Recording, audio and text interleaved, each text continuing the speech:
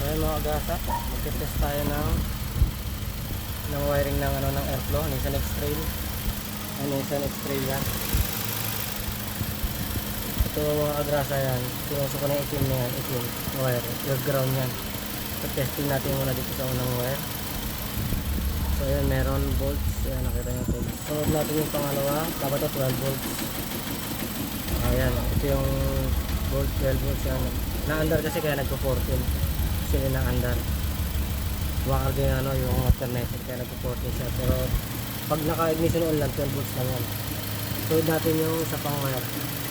1, 2, 3, 4 yung pang-apat. 5 volts dapat to. Ayan, 5 volts meron. Yung nakahuli. Ito yung pinakauli. Ito 1 volts lang. Mga 1 volts lang to.